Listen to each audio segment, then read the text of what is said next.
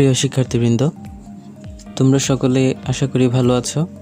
রানীদয়ামী উচ্চ বিদ্যালয় কর্তৃক আয়োজিত অনলাইন ক্লাসে তোমাদের সকলকে স্বাগতম জানিয়ে শুরু করছি। আজকে নবম শ্রেণীর পদার্থবিজ্ঞান 1-এর বইটি থেকে গতি অধ্যায়টি। তোমাদের সিলেবাসে প্রথম অধ্যায় রয়েছে। প্রথম অধ্যায়টি আশা করি এই পর্যন্ত তোমরা অনেকবার অ্যাসাইনমেন্ট করার ফলে বুঝে গিয়েছো অথবা এখন পারবে আশা করি অধ্যায়টি। সেই কারণে আমি গতি অধ্যায়টি প্রথমেই ধরলাম। তাও যদি তোমাদের কোনো অসুবিধা থেকে থাকে প্রথম অধ্যায়ে, যেমন ভার্নিয়ার স্কেল দিয়ে মেজারমেন্ট, তারপর স্ক্রু গজ যেটা আছে, এই যে ম্যাক্রো এইগুলো যেগুলো আছে, ওগুলোতে যদি কোনো অসুবিধা থেকে থাকে তাহলে আমাকে কমেন্ট সেকশনে জানাবে, তাহলে আমি সেই অধ্যায়টিও কভার করে দেওয়ার চেষ্টা করব।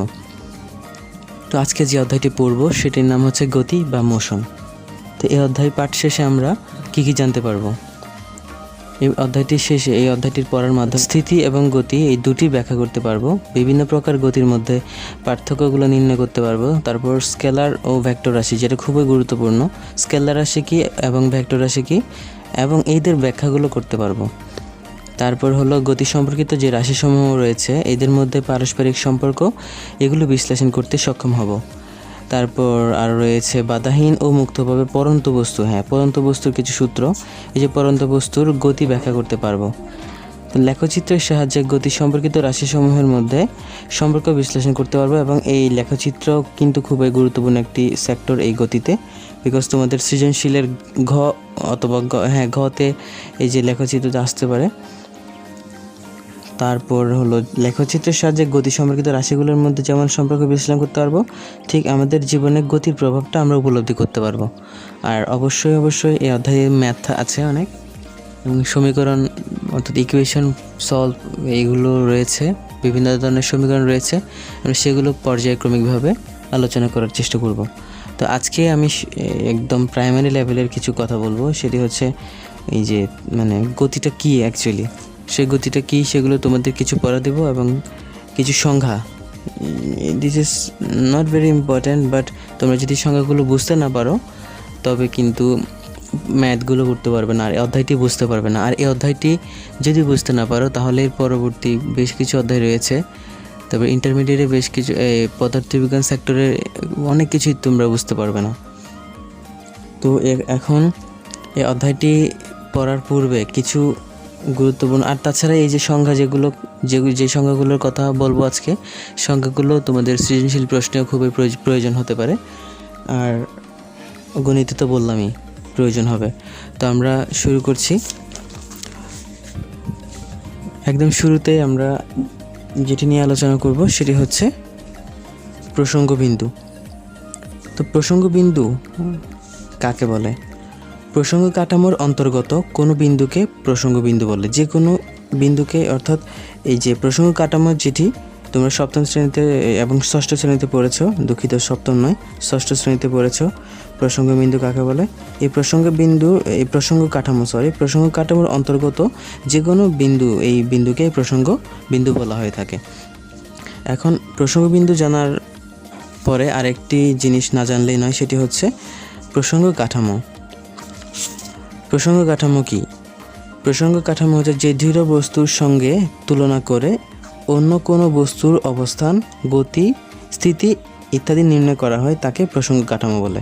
অর্থাৎ আমরা যদি এই গতি নির্ণয় করতে চাই, গতি এবং অর্থাৎ একটি বস্তু, যদি দুটি বস্তু চিন্তা করি, এই একটি বস্তুর সাপেক্ষে অন্য একটি বস্তু গতিশীল হলে, এবং এই ধরনের রিলেশনগুলো বোঝার জন্য আমাদের প্রসঙ্গ কাঠামো চিন্তা করে নিতে হবে। তো আমি আরেকবার এলাবোরেট করার চেষ্টা করছি। প্রসঙ্গ কাঠামো হচ্ছে যে দৃঢ় বস্তুর সঙ্গে, অর্থাৎ যেটি একদম যে দৃঢ় থাকবে, সেই বস্তুটির সঙ্গে তুলনা করে অন্য কোনো বস্তুর অবস্থান, স্থিতি, গতি নির্ণয় করা হয়, তাকে প্রসঙ্গ কাঠামো বলে। যেমন আমি যদি একটি উদাহরণ দিতে চাই, ধরো তুমি একটি ট্রেনে বসে আছো, তারপর ট্রেনটি আপাততভাবে স্থির আছে, ট্রেনের জানলা দিয়ে দেখতে পাচ্ছ অন্য একটি মানুষ বা ছেলে বা কোনো একটি বস্তু সেই ট্রেনের বাইরে দাঁড়িয়ে আছে, অথবা রাখা হয়েছে আর কি, বস্তু হলে রাখা হয়েছে, মানুষ হলে দাঁড়িয়ে আছে। তুমি যে ট্রেনে রয়েছো সেই ট্রেন স্থির এই যে বাইরে জানলার বাইরের লোকটিও স্থির বা জিনিসটিও স্থির। এখন যদি ট্রেনটি গতিশীল হতে শুরু করে, তাহলে এই গতিশীল হতে শুরু করার ফলে তুমি কিন্তু মানে স্থির, তুমি নিজেই স্থির আছো ট্রেনের ভেতরে, কিন্তু ট্রেনটি স্থির নেই, ট্রেনটি গতিশীল। কার সাপেক্ষে গতিশীল এটি যদি চিন্তা করতে যাও, তাহলে একটি প্রসঙ্গ কাঠামো লাগবে। এই প্রসঙ্গ কাঠামোটি হলো যেটি বলেছি সেটি। আর এই প্রসঙ্গ কাঠামোর অন্তর্গত কোনো বিন্দুকে আমরা যে প্রসঙ্গ কাঠামো যাকে ধরেছি সেই পয়েন্টটাকে আমরা এই প্রসঙ্গ কাঠামোর বিন্দু বলে জানি, অর্থাৎ তাকেই প্রসঙ্গের বিন্দু বলা হয়ে থাকে। তারপর হলো আর একটি ইম্পর্ট্যান্ট সংজ্ঞা, সেটি হলো স্থিতি। তো স্থিতি কি?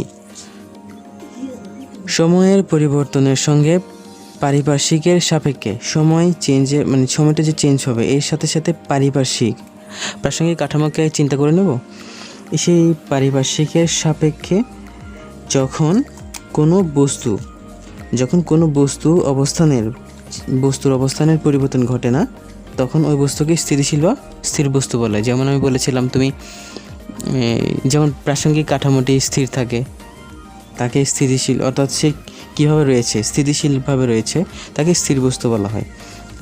এবং ট্রেনটি যে চলা স্টার্ট করেছিল, এটি একটি গতি পেয়েছে। তো সেই গতিটা কি?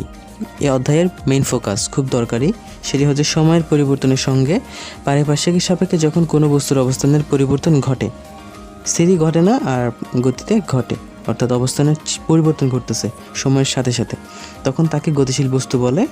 আর অবস্থানের এই পরিবর্তনের ঘটনাকে গতি বলা হয়, সিম্পলি একদম।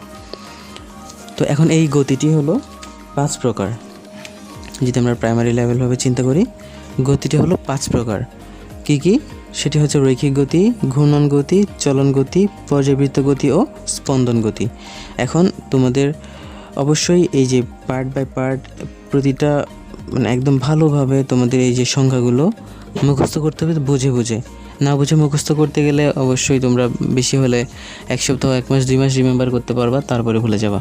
বাট অঙ্কে কোনো প্রয়োজন হবে, তোমাদের বাস্তবিক জীবনে কোনো ফলাফল পাবা না। তাই আমি বলবো খুব মনোযোগ সহকারে বুঝে জিনিসটি এই সংখ্যাগুলো part by part, step by step মুখস্থ করে ফেলার। তো আমরা এখন আলোচনা করব রৈখিক গতি নিয়ে। তো রৈখিক গতি কী?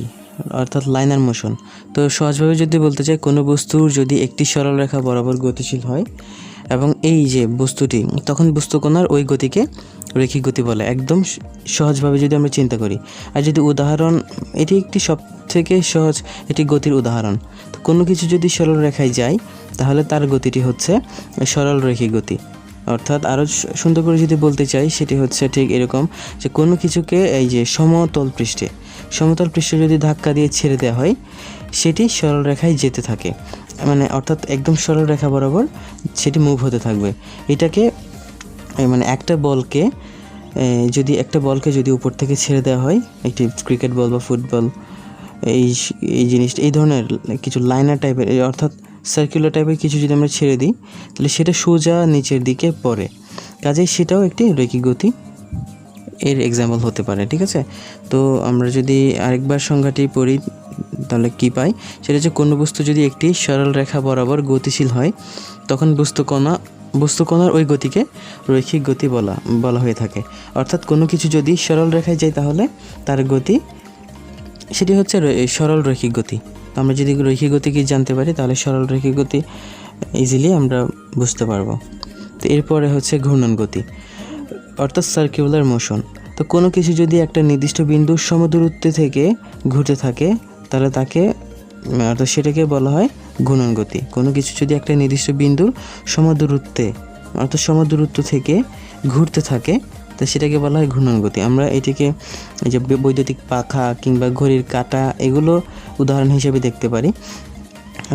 আর যদি আমরা আরও একটি ভালো তোমাদের পাঠ্য বইয়ে যেটি রয়েছে, একটি উদাহরণ, খুব সুন্দর উদাহরণ, সেটি হচ্ছে আকাশের চাঁদ, একটি রৈখিক গতি। অর্থাৎ যে সার্কুলার মোশন, এইটাই হচ্ছে ঘূর্ণন গতি অ্যাকচুয়ালি।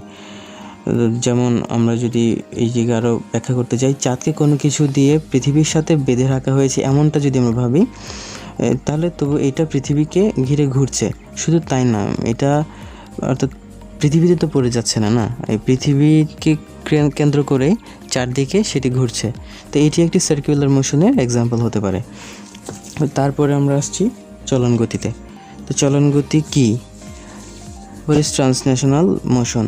তো ট্রান্সলেশনাল মোশন হচ্ছে, অর্থাৎ চলন গতি হচ্ছে কোনো বস্তু যদি এমনভাবে চলতে থাকে যাতে করে বস্তুর সব কণা একই সময়ে একই দিকে সমান দূরত্ব অতিক্রম করছে। এখানে কিন্তু খুব দরকারি এই যে জিনিসটা, কোনো বস্তু যদি এমনভাবে চলতে থাকে যাতে করে বস্তুর সব কণা একই সময়ে একই দিকে সমান দূরত্বে অতিক্রম করে, তাহলে ওই গতিকে চলন গতি বলা হয়। খুব সিম্পল একদম। আমরা যদি কোনো একটি উদাহরণ হিসেবে ভাবতে চাই, তাহলে আমরা আমাদের চারপাশের মাঝে মাঝে এইরকম অনেক উদাহরণ দেখতে পাই। যেমন কোনো কিছু যখন সোজা অর্থাৎ রৈখিক গতি হিসেবে যায়, তখন তার উদাহরণ দেখা খুব সহজ। গাড়ির ঘূর্ণায়মান চাকা বিবেচনায় না আনলে সোজা এগিয়ে যাওয়া একটা গাড়ির চলন গতির উদাহরণ হতে পারে। তখন গাড়িটির প্রতিটি বিন্দু একই সময় একই দিক এবং একই দূরত্ব অতিক্রম করছে। ঠিক আছে? তো আমরা যদি ঘূর্ণন গতি আর চলন গতি জিনিসটা আরও ভালোভাবে বুঝতে চাই, ধরো এই যে যদি চলন গতি প্রথম বলি, তাহলে এখান থেকে এখানে এইভাবে যাচ্ছে। ঠিক আছে? এটি একটি চলন গতি। আর যদি ঘূর্ণন গতি, এই যে সরি এটি চলন গতি নয়। হ্যাঁ, এটি চলন গতি নয়, কারণ আমি আগে বলেছিলাম একই সময়ে একই দিকে সমান দূরত্ব অতিক্রম করে, তাহলে এটি একটি চলন গতির উদাহরণ নয়। চলন গতিটি কী হবে তাহলে? চলন গতিটি হচ্ছে এই ধরনের, এখানে একদম এইভাবে কিন্তু ওঠা যাবে না, অর্থাৎ এটি চেঞ্জ হয়ে উঠুক বা নিচে নামুক সেটি হচ্ছে এইভাবে হবে। অর্থাৎ এই যে নিচে এইভাবে করে এটা কিন্তু দিকটি পরিবর্তন হয়েছিল, বাট এটা দিক পরিবর্তন হয়নি, এটি একদম একই সময়ে একই দিকে অতিক্রম করেছে। এই ধরনের গতিকে চলন গতি বলা হয়। তারপর রয়েছে পর্যায়বৃত্ত গতি।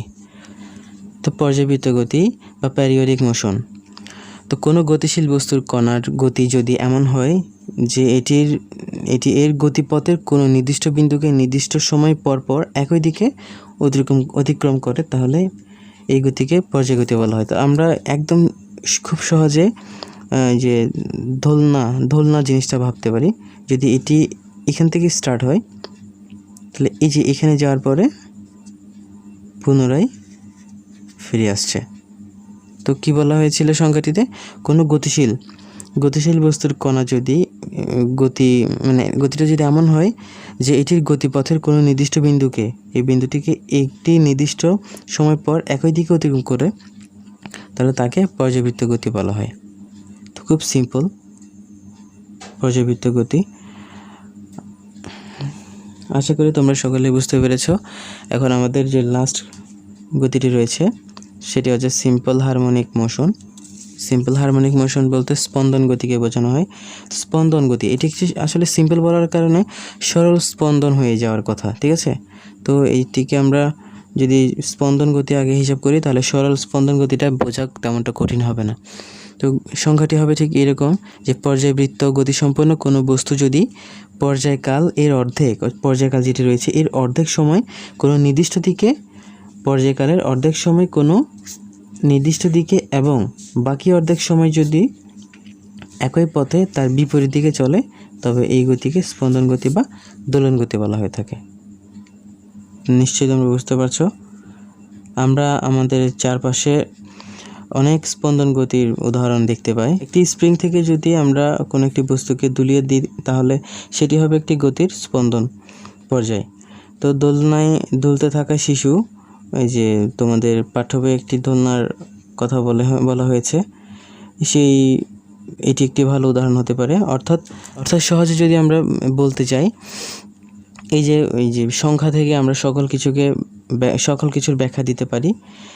তো আমরা যদি এর আগে যে পর্যায় গতিটি নিয়ে কথা বলেছি, সেটা যদি একটি পর্যায়বৃত্ত গতি, বৃত্তাকার একটা ফ্যানের পাখা, উপবৃত্তাকার বা সূর্যকে ঘিরে হেলে ধূমকেতুর কক্ষপথ যে ঘূর্ণায়মান, এটিকে চিন্তা করি, কিংবা সরলরৈখিক অর্থাৎ স্প্রিংয়ে ঝুলিয়ে রাখা বা দুলতে থাকা কোনো বস্তু, এই ধরনের চিন্তা করি, এটি পর্যায়বৃত্ত গতি হতে পারে।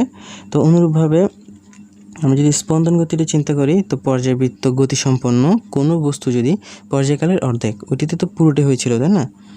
পর্যায়বৃত্ত গতিতে পুরোটা হয়েছিল। তো স্পন্দন গতিটি হচ্ছে পর্যায়বৃত্ত গতিসম্পন্ন কোনো বস্তু পর্যায়কালের অর্ধেক সময়। যদি এটি যদি পর্যায়কালের পুরো সময়টা হয়ে থাকে, এই অর্ধেক সময় কোনো নির্দিষ্ট দিকে এবং বাকি অর্ধেক সময় একই পথে তার বিপরীত দিকে যদি চলে, তবে এই গতিকে স্পন্দন গতি বা দোলন গতি বলা হয়ে থাকে। তো নিশ্চয়ই তোমরা বুঝতে পারছো। এই সংখ্যাগুলো খুব ভালোভাবে মনোযোগ সহকারে পড়ার চেষ্টা করবে। পরবর্তী পার্টে আমি স্কেলার এবং ভেক্টর রাশি নিয়ে আলোচনা করব।